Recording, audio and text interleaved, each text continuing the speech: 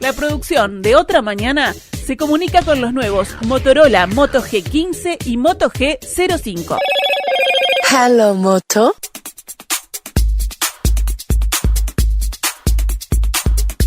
Hace algunos días está circulando en la calle el libro El dulce de leche, una historia uruguaya de Leonardo Abercorn. Es un libro que es una reedición de un trabajo anterior, pero actualizado, corregido en algún caso, donde tiene historias muy interesantes. Porque, ¿qué sabemos efectivamente del dulce de leche?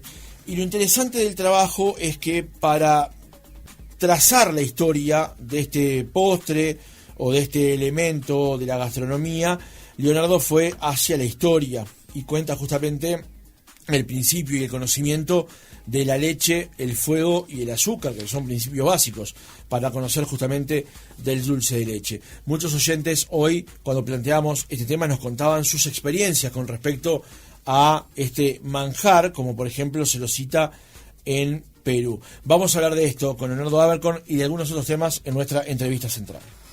Francisco Morales, Otra Mañana. Leonardo, ¿cómo estás? Buenos días, gracias por acompañarnos. No, gracias por invitarme. Es un gusto recibirte aquí en la radio. Iba a preguntarte, como se hace siempre, y como seguramente vos le has enseñado a todos tus alumnos en sacar adelante un reportaje, que lo correcto es comenzar por cuándo surgió la idea y demás. Yo voy a cambiar un poco esos parámetros y espero que no me sanciones con esto, que es que en la página, ni bien comienza el libro, decís y sostenés que este es el postre preferido de los uruguayos. ¿Por qué llegaste a esa conclusión? Bueno, ahí en el libro opinan varios reposteros y gente, incluso antropólogos, gente vinculada al tema de la comida. Y creo que era eso pudo haberse puesto en duda algunas décadas atrás, pero hoy ya no hay margen, digamos. Es como que el dulce de leche copó todo lo que es la repostería uruguaya y se ve claramente en algunas, por ejemplo, en las heladerías, lo que era un gusto que décadas atrás había helado de dulce de leche, hoy hay 17, 16, 18 variantes. Claro. O también incluso en las tortas y postres que eran justamente característicos por no llevar dulce de leche, como el chajá, por ejemplo, que es una torta de durazno y merengue, tuvo que hacer una variante con dulce de leche porque la gente se lo pedía. Es decir, o sea, sigue existiendo el tradicional, pero también con dulce de leche. Entonces creo que ya no admite duda. Los especialistas lo dicen, incluso hay una pequeña también aparición en las entrevistas que hicimos, porque en la primera edición del libro colaboró la periodista Natalia Almada, y en esta segunda edición, esta reedición ampliada, colaboró Matías da Silva. Gran periodista. En las entrevistas que hicimos,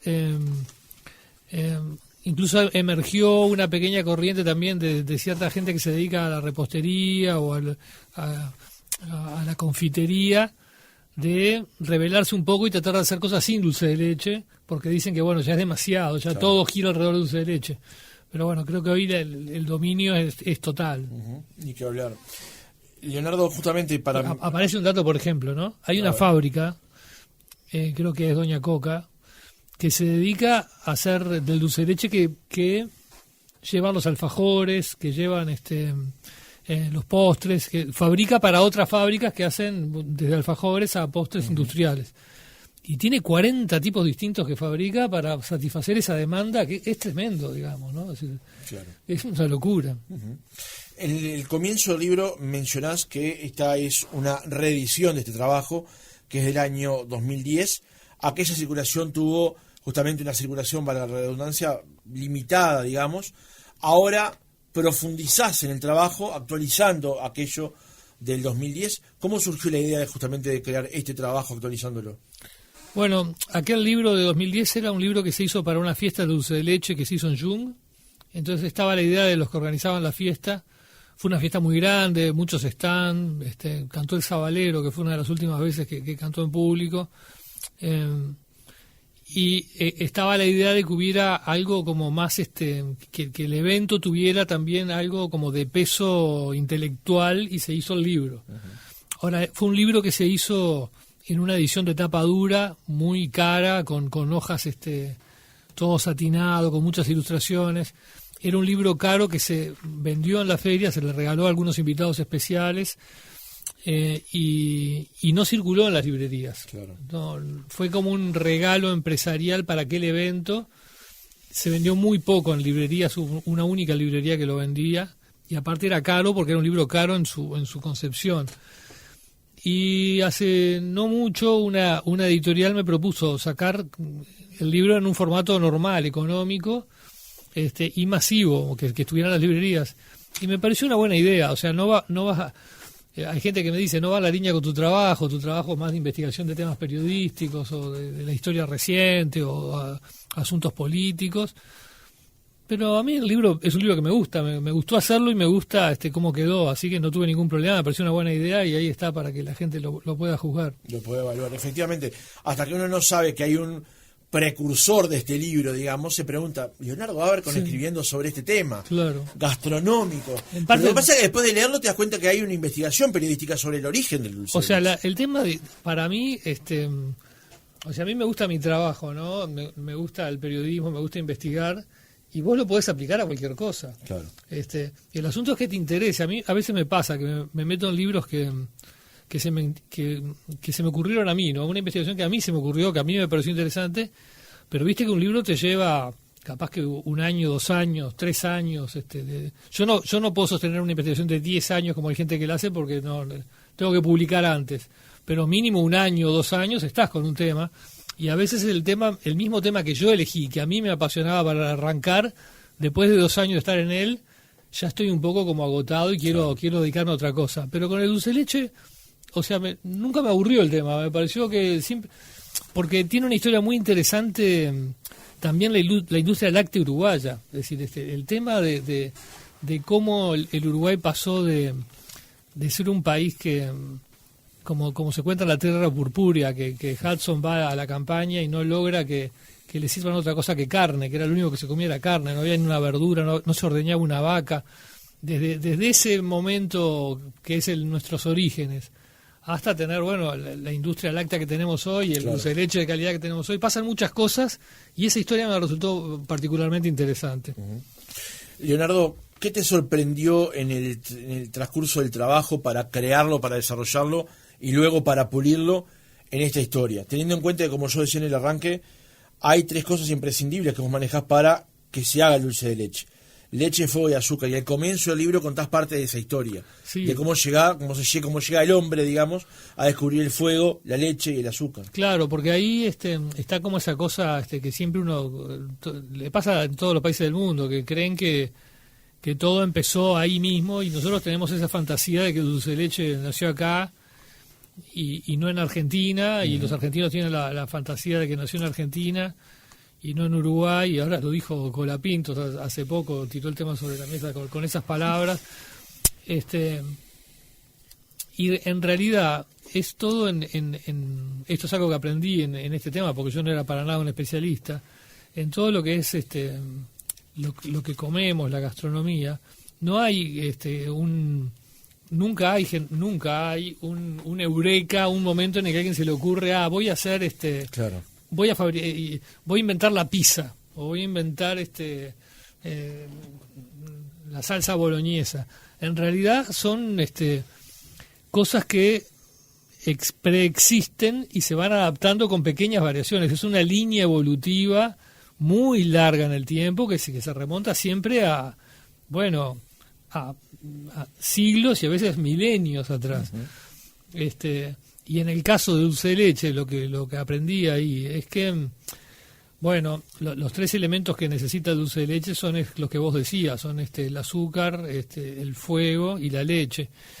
Y donde todo eso cuajaba existía y se usaba, era en la India, miles de años atrás, donde la leche abundaba porque la religión y no permitía matar las vacas, entonces la vaca era un animal para ordeñarlo, y no existían las heladeras, entonces había la necesidad, también había pueblos que eran nómades, la necesidad de conservar la leche y también poder transportarla de una manera más más fácil, digamos. Y ahí, hace mucho tiempo, aprendieron que calentándola con azúcar se formaba una pasta que duraba más, se conservaba más en el tiempo y también era mucho más fácil de trasladar que un líquido. Y ahí es el origen, es un origen muy remoto, que por supuesto esas pastas hechas con leche, azúcar y calentadas al fuego no tenían el gusto de dulce de leche porque la proporción de azúcar era distinta, era menor, y porque a veces también le agregaban otras cosas que acá no se le agregan, en fin, era distinta, pero el origen está ahí, es parecido. Claro. No es que a alguien en el Río de la Plata se le ocurrió fabricar de cero el dulce de leche. Todo eso pasó, circuló por Asia, con los árabes llegó a la península ibérica, y España lo trajo, y Portugal los europeos lo trajeron a América. Y variantes parecidas existen en otros países de América Latina también. Claro. De hecho, en la página 24 de Leo hay una historia muy interesante vinculado al caimac. Entonces, dice, el caimac fue culpable de una amarga decepción que se llevó la escritora y editora argentina Victoria Ocampo una noche de 1936. Amiga y admiradora del músico ruso Igor Stravinsky, que se encontraba de visita en Buenos Aires, lo había invitado a una cena en su casa, con un reducido grupo de amigos. Quería deslumbrarlo con las maravillas de la cocina local y el dulce de leche era su arma secreta a la hora del postre. La idea era hacerle saborear al músico el dulce típico y exclusivamente criollo, el dulce de leche. Stravinsky lo probó y dijo: «Esto es caimac. Hemos pasado toda nuestra infancia en Rusia comiendo caimac». Victoria no lo podía creer, cuenta María Esther Vázquez en su libro Victoria Ocampo, El mundo como destino. Aquello que nosotros aquí teníamos, o ella le iba a presentar como toda una novedad, claro. Él mencionaba que durante toda la vida lo había comido. Sí. Y hay muchas historias de ese tipo.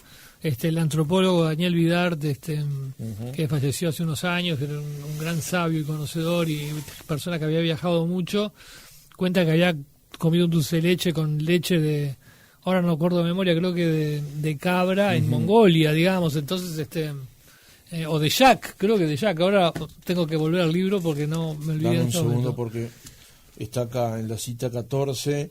El antropólogo uruguayo Daniel Vidar relató que el mismo probó el dulce de leche que aún se elabora en Mongolia, ahora con leche de vaca y miel de arce. Miel de arce. Según Terraño, por fin el secreto de la reducción de la leche y del azúcar miel pasó a Rusia y el resto de Europa. Exacto, o sea, fantaseamos con la idea de que son inventos locales, pero en realidad está en muchos lugares del mundo con otros nombres, con pequeñas variantes, pero bueno, lo que sí es nuestro es la pasión, ¿no? El claro. Comerlo con la cantidad que lo comemos, eso sí es del Río de la Plata, y las cifras dan que ahora comemos más que en Argentina todavía per cápita, ¿no? Justamente con eso iba a cerrar, porque prefiero que mucha gente se quede tentada con lo que estamos conversando ahora y vaya y compre el libro, con respecto a cuáles son todas las variantes que hay de dulce de leche en América Latina. Su nombre cambia de país: manjar blanco en Chile y Perú, arequipe en Colombia, cajeta en México. El gusto es más o menos parecido, pero hay formas y recetas distintas, claro, que terminan teniendo un producto final diferente. Exacto, porque uno lo puede ver acá en la góndola de los supermercados, que hay pequeñas variantes entre las marcas. O sea, lo ves nomás en los colores. Está como el dulce de leche más que de tono mucho más claro, el que es más oscuro, que es como se parece más al que se vende en Argentina, y eso tiene que ver con mínimas variaciones en el tiempo en que se lo deja en cocción, digamos, pequeñas diferencias del momento que se corta te dan diferencias de colores, de textura. Claro. También el recipiente en el cual se lo hace te puede varía la composición final, o el gusto final, o la consistencia final también. Y bueno, en el libro aparecen y también el toque de los maestros dulceros. Por ejemplo, en el libro aparecen varias historias. Por ejemplo, el que hacía era el maestro dulcero que hacía el ricoleso, que fue un dulce de leche que, por lo menos en mi infancia, era, yo no sé si, creo que para mí era el número 1 cuando yo era chico. Bueno, se lo sacó una fábrica a otra, y marcó el ocaso de ricoleso. Claro. A ver, y bueno, finalmente la marca la compra la prole. Me sonrío porque ayer le comenté esto a mi padre que estaba preparando esta entrevista y me dijo, no habrá como el Récoles. Bueno, lo mismo, se ve que tenemos edades parecidas o bueno, no fue solo un momento en el que reinó el Ricoleso, fueron unos cuantos años. Hoy la gente tiene otros, pero a lo que iba era esa lucha por, es decir, influye en el tiempo de cocción, influye en los ingredientes también, porque llevan agregados, se le pueden poner. Bueno, en el libro aparece la historia que Gardel lo comía con clavo de olor, por ejemplo. Y también influye la mano del maestro dulcero. Claro. ¿No? Hay una mano también haciéndolo. Estás escuchando Otra Mañana en Oriental. Obviamente al tener a Leonardo Abercorn aquí en el estudio no podemos dejar de hacerles otras preguntas y otros temas más allá del libro, que les recomiendo, compren El dulce de leche, una historia uruguaya, es de Planeta y ya está en las librerías. Pero bueno, sería desperdiciar un gran entrevistado el no hablar de periodismo, no hablar de política, con quien está dedicando y viene dedicándose muchas horas y muchos días su trabajo para ello. En particular, Leonardo, hay un tema que está sobre pica arriba de la mesa que tiene que ver con ANP, un trabajo que tú has desarrollado en Telemundo, que hoy justamente es portada del diario El País. Más que sobre el tema en particular, te quería preguntar sobre este nuevo rol que has adquirido en el último tiempo de hacer informes especiales en Telemundo, que además están teniendo la característica de que marcan agenda, de que al día siguiente o son portada de los diarios o están presentes aquí en los programas de radio también a la mañana. ¿Cómo vas dimensionando esta nueva faceta de tu carrera, digamos? Bueno, ya estoy hace muchos años en el canal, ya son como 7 años creo que van ya. En otros momentos había estado conversada la posibilidad de hacer algo en Telemundo. Bueno, la dinámica del día a día a veces hace complejo implementar estos cambios, pero finalmente se dio y largamos con la idea de tener una aparición por semana y tratar de presentar una noticia, o sea, que fuera un momento en Telemundo en el cual hubiera una noticia trabajada, ¿no? Como hay un ritmo semanal, aparte te permite por lo menos investigar un poco, y es lo que estamos haciendo. Ya van unas 10 ediciones, un poco menos porque justo tuve una licencia en el medio, pero lo estamos haciendo. Para mí es un honor estar ahí en Telemundo, y bueno, es un desafío, ¿no? Es un espacio nuevo. Y la verdad es que sí, que varios de los temas que hemos planteado han tenido repercusión y lo han recogido otros colegas, que es lo que uno busca, que la información circule, que se amplíe, que otros la trabajen. Así que muy contento con eso. Uh-huh. Eso no es nada nuevo en tu carrera, investigar temas, lo hacías en Qué Pasa, lo hacías en distintas... el lenguaje televisivo, más allá de la experiencia que tenés en Desayuno de hace tiempo y que también incorporaste en Séptimo Día, ¿cómo te vas adaptando a ese lenguaje? Bueno, tiene una dificultad, ¿no? O sea, para mí sí, que me dicen la prensa escrita, y también la mayoría de la gente que se hizo en la prensa escrita se hizo en el diario, y yo más bien lo he hecho en revistas, o en semanarios, o en suplementos, donde hay más espacio, donde uno puede escribir largo. Acá es el informativo,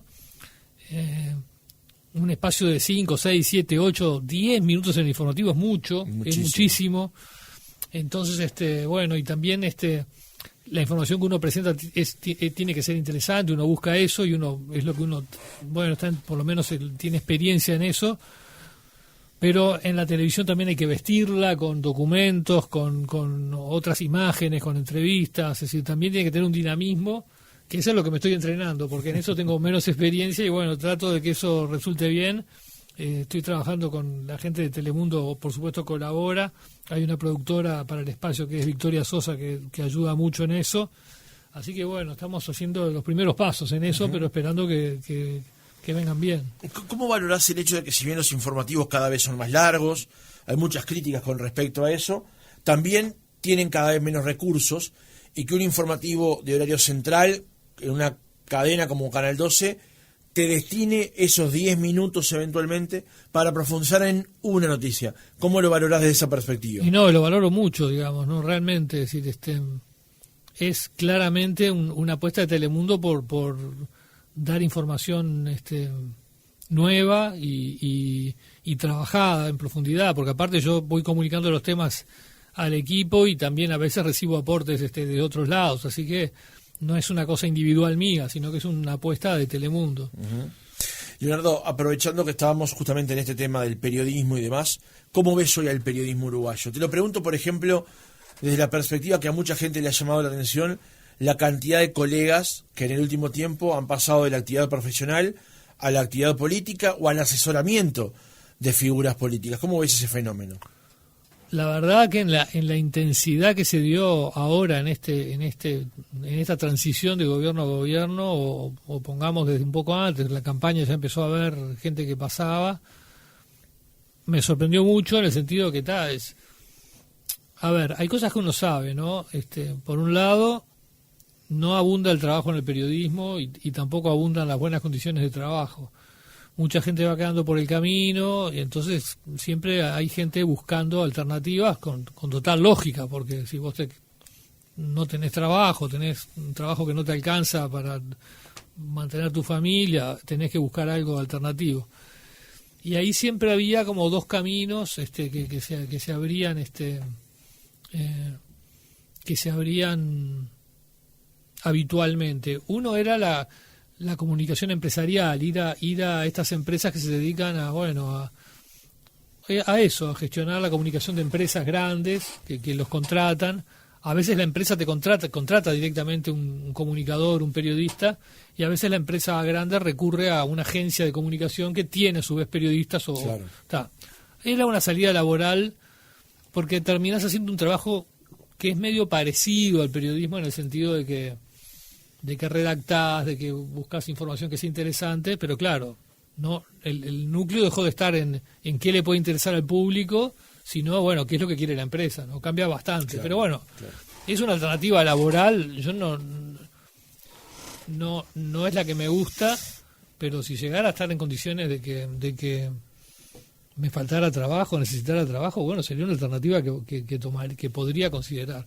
Y lo mismo más últimamente empezó con los partidos políticos, hacer eso para partidos políticos o para candidatos o para, agrupaciones.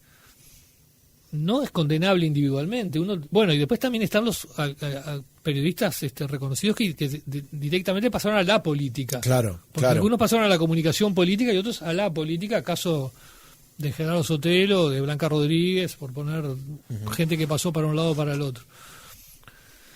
Ninguna opción me parece condenable desde el punto de vista que cada uno es libre de hacer lo que quiera. Y si uno era periodista y quiere ser político, me parece bárbaro, tiene todo el derecho. O si uno era periodista y porque le faltó trabajo o porque le gusta más, descubrió que le interesa más, pasa a la comunicación política, también tiene todo el derecho. O sea, no tengo nada para criticarle a cada uno de los que ha tomado estas opciones. Ahora, como fenómeno global, que tanta gente pasara al mismo tiempo, no me gustó mucho, en el sentido de que la gente nos está siempre, estamos como en el escrutinio estamos muy en el escrutinio del público, de mirá lo que dijo mirá lo que dicen en tal programa se inclina para la derecha, tal programa se inclina para la izquierda, tal periodista dice que es periodista pero en el fondo es un operador o es un vocero de tal sector. Eso está todo el tiempo en las redes, todo el tiempo recibirás mensajes y yo los recibo.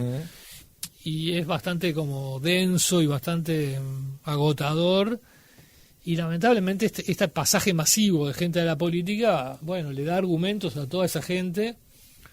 Entonces mi visión es, no tengo nada para criticarle a todos los que lo han hecho, pero alimenta esa ola y siembra la suspicacia, porque la gente dice, pero todo el tiempo que estuvo haciendo periodismo, ¿lo estuvo haciendo bien o ya estaba queriendo llevar agua para el partido que en el fondo era, porque mirá cómo se pasó para ese lado? En fin. Esa última parte es la que me quería detener justamente, Leonardo, me lo había apuntado, que era la suspicacia. ¿Es justo valorar el trabajo del periodista que estaba ejerciendo como tal luego de que tomó la determinación de irse a hacer la prensa del Ministerio de Ambiente, el Ministerio de Transporte o el Ministerio de lo que sea? ¿Es justo hacer esa consideración? Me parece que no. Si lo que hay que ver es cómo hacía el trabajo antes. Y si la persona hizo el trabajo bien, porque perfectamente uno puede tener su corazoncito. De hecho, ninguno de nosotros es un cuaderno en blanco. O sea, todos tenemos una concepción del mundo, de la ideología, de la religión. Todos tenemos nuestras ideas. Todos, en definitiva, hay algunos colegas que no votan, por ejemplo, ¿no? Como un signo de... A mí me parece, lo ha dicho hace poco, creo que lo dijo Patricia Madrid, y creo que ha contado que el que lo hacía y tenía esa posición era Claudio Romanov, querido colega que lamentablemente falleció prematuramente. Bueno, a mí me parece como una exageración. Me parece que todos, o sea, somos ciudadanos, tenemos el derecho a votar y votamos, la mayoría votamos, los periodistas. A lo que voy es que todos tenemos una concepción del mundo o una visión del mundo que en definitiva puede mover, te hace que no seas que la objetividad no exista, porque no somos objetos. Pero vos podés hacer tu trabajo bien perfectamente a pesar de eso. De hecho, la inmensa mayoría de los periodistas hace el esfuerzo por hacerlo lo más bien posible y lo hacen bien. Entonces creo que no es justo decir, mirá cómo se cambió, era un operador en tal informativo, en tal cosa. No, hay que ver cómo hizo su trabajo. Si el trabajo lo hizo bien hasta que lo hizo bien. Pero bueno, la suspicacia existe y queda arriba de la mesa. Queda arriba de la mesa. Es imposible de... ¿Existe tal cosa como el periodismo militante? Creo que es una cosa que traemos, que la expresión viene de Argentina, donde el periodismo argentino, en un país que se radicalizó y tomó, bueno, se dividió en mitades muy separadas y muy que cortaron los vasos comunicantes, el periodismo también cayó en esa trampa y una enorme cantidad de colegas argentinos quedaron alineados de un lado o del otro, al punto que vos escuchás las radios argentinas y te das cuenta enseguida en cuál lado de la grieta quedaron. Entonces, que yo tengo por costumbre escuchar bastante Radio Argentina. No todos los periodistas argentinos, hay algunos que hacen el esfuerzo por tratar de seguir haciendo su trabajo sin estar tan alineados, y les toman el pelo, les dicen que son de Corea del Centro, usan esa expresión espantosa como para burlarse, como que no existe, ¿no? O sea, tenés que hacer Corea del Sur o Corea del Norte, Corea del Centro no existe. En Uruguay eso no nos pasa, no tenemos ese grado de división. Entonces, bueno, en Argentina hay periodistas militantes claramente. Pero en ¿existe Uruguay, el periodismo como tal cuando tenés como fin militar una causa? No podés. No se puede. O sea, puede parecer periodismo, porque vos podés estar en una radio con un micrófono, o estar en una redacción, pero no estás sirviendo al público. Si vos estás sirviendo una causa, por lo menos desde mi punto de vista, en el periodismo vos tenés qué es lo que le interesa al público, qué es lo que el público necesita saber. Y si vos tenés la información, la voy a tamizar, porque es lo que le conviene a mi partido, qué es lo que le conviene a mi club, qué le conviene a lo que sea mío, en fin, a X cosa que no es el público, te vas de lo que es el periodismo, por lo menos para mí, digamos. Entonces, te pasaste a esa especie de comunicación política sin haberlo anunciado y sin haberlo hecho público y sin haberlo explicitado. Eso es como yo lo veo. ¿Cómo lidias Admito que en esto hay muchas variantes, no todo el mundo se para de la misma manera. Hay publicaciones, hay medios que están alineados con una idea, pero bueno, la mayoría de los medios nacieron, por lo menos los escritos, alineados con una idea, así, con un partido atrás o con la vocación de difundir algún tipo de ideología. Pero vos no podés estar orgánicamente atado a ese partido o a esa idea, porque si vos vas a priorizar la representación de ese partido y no lo que la gente necesita saber, ahí vas a fallar. Te lo planteo entonces de otra manera. ¿Existe tal cosa como la independencia? Bueno, yo creo que sí, pero está muy condicionada por muchos factores. O sea, la gente acá suele... O sea,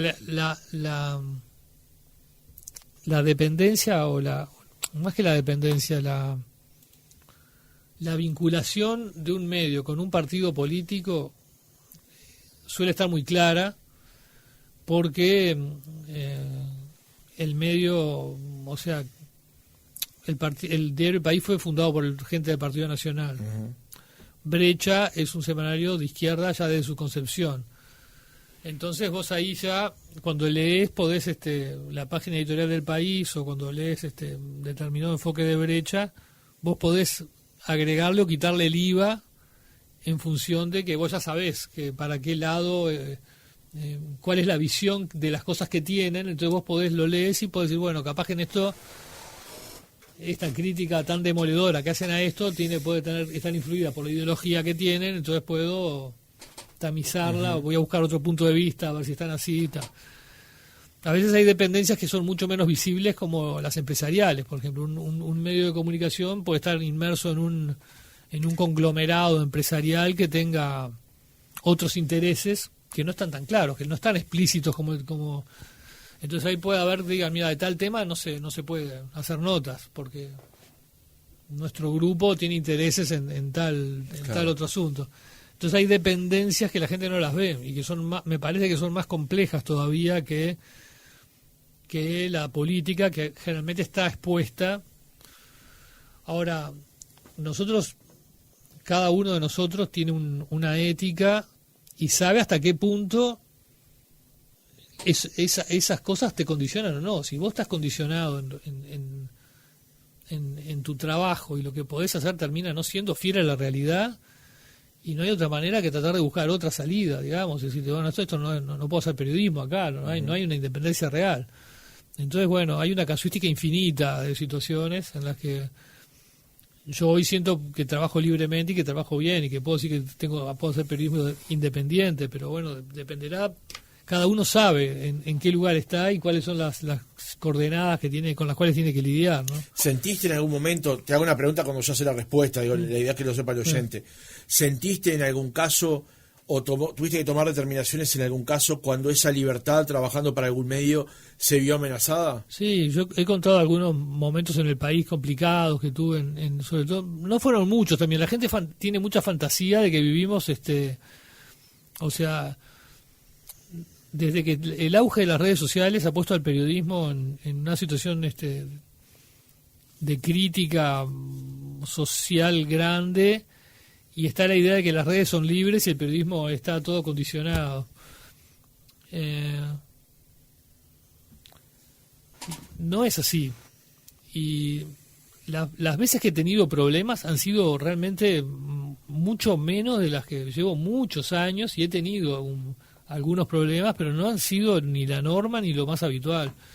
En el diario El País se ha contado, tuve algunas veces algunos problemas y tuve que pegar algunos trancazos y discusiones, en fin, pero no fueron muchos casos y fueron hace años, ¿no? Uh-huh. Hay una cosa que a mí me está llamando la atención últimamente, que es que veo que a algunos periodistas les está gustando tomar el lugar de la noticia, o sea, hacer la referencia o que tenga más trascendencia en lo que piensa el periodista que la noticia que está cubriendo o lo que está contando. También empiezo a ver cómo en algunas columnas de opinión los periodistas le pegan a otros periodistas en vez de analizar lo que ese periodista contó o la información que el periodista divulgó. ¿Estás viendo algo parecido a eso que menciono yo? ¿Cómo lidias con eso? Sí, hay mucho de eso. Creo que siempre, o sea, estar en los medios implica una cuota de tener cierto ego, digamos. Todo el mundo tiene su ego, pero bueno, a su vez tener que exponerte todos los días en público, bueno, requiere cierta cuota, cierta coraza y cierta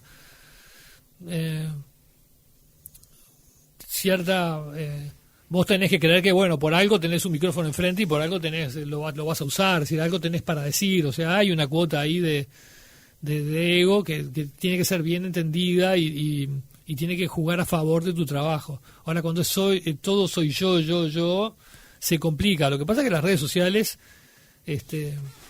apuntan hoy a eso, digamos, ¿no? Porque vos, no sé, tenés 100.000 seguidores en Twitter o en Instagram o 200.000 y claro, entonces podés creer que sos la tal cosa.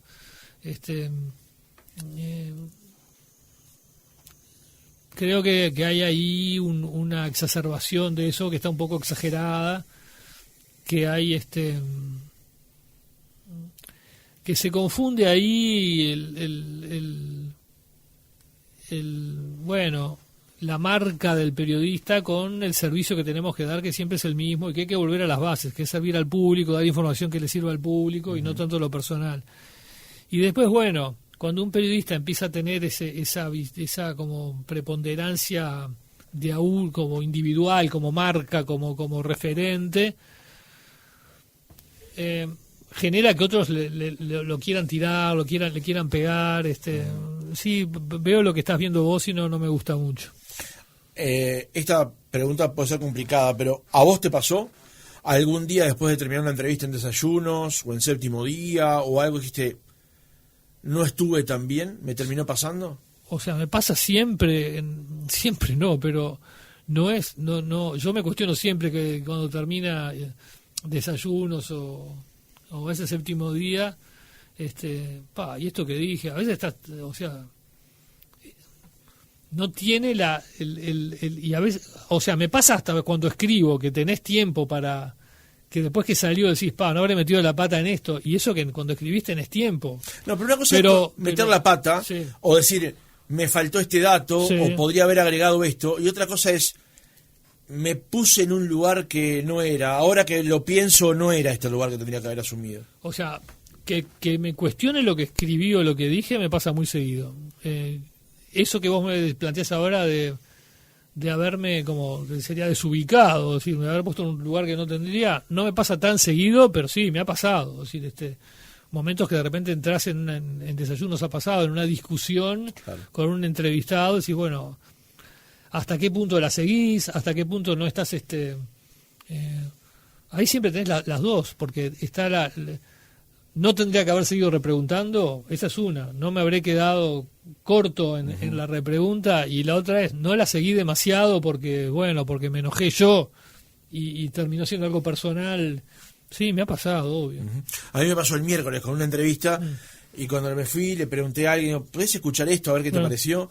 Porque a mí me pareció que estaba demasiado claro, que estaba exponiéndose frente a una cosa que no tenía mucho sentido, pero también no me estoy pasando de la raya ya y me estoy empezando a ubicar en una especie de juez o de fiscal, sí, donde quiero encontrar que la persona me diga, por favor, sí, te tiene razón y yo estoy equivocado. No es esa mi tarea tampoco. No, exactamente. Yo pienso eso mismo. Mucha gente nos exige o nos presiona de las redes para que, seamos más agresivos, o lo que ellos creen que es ser más incisivo. Y hay una fina línea ahí que hay que cuidar. Es decir, hay que ser incisivos y hay que repreguntar, pero también uno no es somos periodistas, nuestra función no es ser jueces. Claro. Y tampoco nosotros tenemos que arrancar confesiones, nosotros tampoco tenemos y tampoco tenemos que lograr que el otro cambie la manera que piensa. Es decir, si viene acá Vladimir Putin, yo no voy a... No vas a lograr que él te diga, estuve mal invadiendo Ucrania. Exacto, y no es ni mi función tampoco. Mi función es tratar de preguntar cosas que lo que él diga le sirvan a la gente para entender mejor el mundo, para entenderlo mejor a él, para entender lo que está pasando. Esa sería la función primordial. Es decir, claro, por supuesto, si dice una mentira flagrante, si dice, no estoy atacando objetivos civiles. No, mire, acá usted cayeron 3 misiles en Kiev. ¿Quién los tiró? No, eso fue su ejército. Por supuesto que también está eso, pero el objetivo no es que cambiar la mirada del otro ni la posición de la gente. Cree que a veces la entrevista es como una batalla campal, claro, en la cual el otro tiene que terminar arrodillado pidiendo clemencia, y no es así. Y a veces puede ser que nosotros nos entremos en esa dinámica. O sea, podemos cometer los dos errores. Una es la de repreguntar poco y quedarnos con lo primero que nos dicen, que suele ser a veces como respuestas falsas o huecas o insustanciales, pero la otra es enfrascarnos en una discusión en la cual finalmente no tiene sentido, porque no es nuestro objetivo que el otro pida perdón o se arrodille y pida clemencia. Entonces estamos siempre en ese pretil en el cual hay que, manejarse con la ética de uno, con el sentido común de uno, con lo que la gente quiere saber, con lo que es la función del periodismo, con la buena educación también, porque yo creo eso también es una cosa que me cuido mucho. A veces es algo que sí a veces en Desayunos, una cosa que digo, Pero en esto que estuve bien, en lo que yo quise, en lo que repregunté, estuve bien, porque había que repreguntarlo, pero el tono empezó a notarse que yo estaba enojado, y eso no. Es decir, la buena educación, las buenas maneras hay que mantenerla siempre también, me parece importante eso también. Eso lo discutimos mucho en el equipo. O sea, hay una cantidad de variables, o sea, a tu pregunta, la respuesta sí, me cuestiono mucho. Muchas veces, muchas cosas, digamos. Para cerrar con esto, cuando tengo algunas dudas siempre vuelvo generalmente a Iñaki Gabilondo, y él planteaba siempre que el entrevistador nunca debe ser efectivamente el centro del reportaje. La última pregunta con respecto a esto, Leo, y ya te liberamos, es si encontrás, esto se lo pregunté a Tomás Lina hace un tiempo, si encontrás también que la gente hoy está recurriendo a ciertos medios y ciertos periodistas para confirmar lo que ellos piensan. O sea, que no enfrentan a un periodista que le pueda dar elementos nuevos, o que en una entrevista pueda exponer los argumentos flacos de aquel que está hablando, y en realidad busca la confirmación del sesgo, digamos, ¿no? Que yo voy a escuchar esta radio para que el periodista que está al aire diga exactamente lo que yo pienso y que tenga razón, digamos. Sí, creo que pasa mucho, no solo con los periodistas, sino en general, ¿no? Como que la gente quiere confirmar lo que ya piensa, con los periodistas, con los libros, con todo lo que se consume, con las redes sociales, por ejemplo, porque en las redes sociales mucha gente solo sigue a aquel que le va a confirmar lo que piensa ya, ¿no? Y no se abre a, bueno, no quiere decir que yo tenga que pensar como piensa fulano de tal, pero vamos a ver qué opina y qué información da. O sea, creo que hay muchísimo de eso, y cada vez más. Creo que ese fenómeno de las redes, del algoritmo, primero las redes te permiten elegir, ¿no? O sea, vos podés elegir solo seguir a gente que coincide contigo. Pero después el algoritmo te va tirando como opciones, y como que está todo el tiempo alimentándote, porque te aparecen avisos, te aparecen cosas extras, sugerencias, y todo lo que te sugiere tiene que ver con lo que ya le diste me gusta, o con lo que a vos te gusta ya y eso es terrible.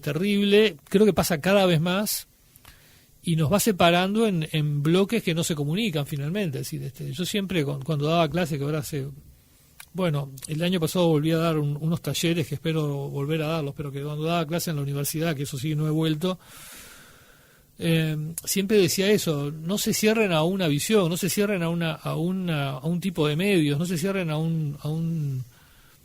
una concepción, no están bajando ninguna bandera por escuchar al otro. O sea, tenés que escuchar al otro para estar informado, para entender mejor las cosas, porque cuando te cerrás a una sola visión terminás por no entender, terminás por creer que cosas que son visiones parciales. Es como ver el mundo con un solo ojo, digamos. ¿Extrañás dar clases? Bueno, me gustaba mucho en la universidad, hasta que finalmente me dejó de gustar, y fue aquella famosa renuncia. Y cuando he vuelto ahora a abrir esos talleres de periodismo, que este año, justamente esto de Telemundo, es decir, se juntó que volvió Séptimo Día, se juntó lo de Telemundo, y cierta continuidad en desayunos, aunque bajé la cantidad de días, pero sigo en desayunos informales. O sea, es mucho trabajo, y yo, es decir, a veces digo, lo que puedo hacer es escribir menos en El Observador, pero eso, cada vez que me hago ese planteo, no resulta, porque escribir es lo mío y termino escribiendo la misma cantidad de siempre. Es decir, no logro, si yo abro más la canilla de la televisión, no logro cerrar la otra, porque la de escribir es como una cosa que no es imposible para mí. Entonces se juntó que era mucho trabajo, y no los abrí todavía el taller este año, pero me ha gustado mucho cuando el grupo que tuve, el que se formó el año pasado, fue de verdad un placer dar ese taller. Así que sí, me gusta mucho. Extraño un poco, sí. Busco suplirlo con estos talleres. Leonardo Abercon, periodista, autor del Dulce de Leche, una historia uruguaya de Planeta. Gracias por haber venido, gracias por estar con nosotros. Muchas gracias por invitarme. Placer.